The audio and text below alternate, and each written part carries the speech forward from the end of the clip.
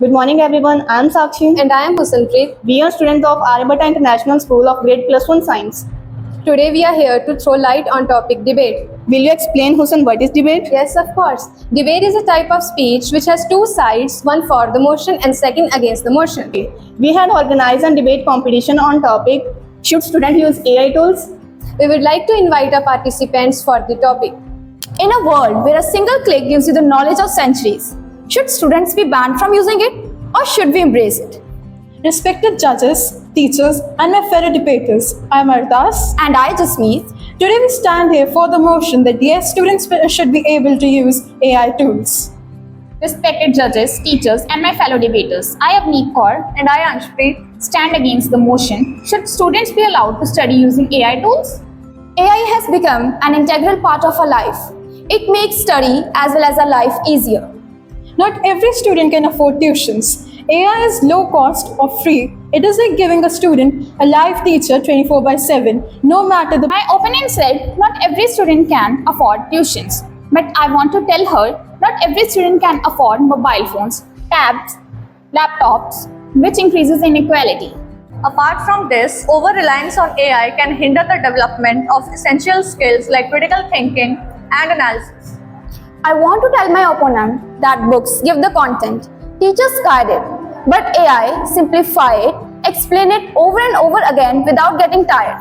It's not a replacement, it's an upgrade. Alongside this, we also have a point that is AI saves time. Instead of wasting hours stuck on one question, a student can ask AI and move ahead. More time for understanding is equal to more time for revision. I want to tell my opponent that this can cause the students to become overly reliant on AI, potentially impacting their ability to function independently and solve problems without technological assistance. Apart from this, I want to say that AI promotes laziness and dependency. I want to tell my opponent that if books didn't make students lazy, then why blame AI?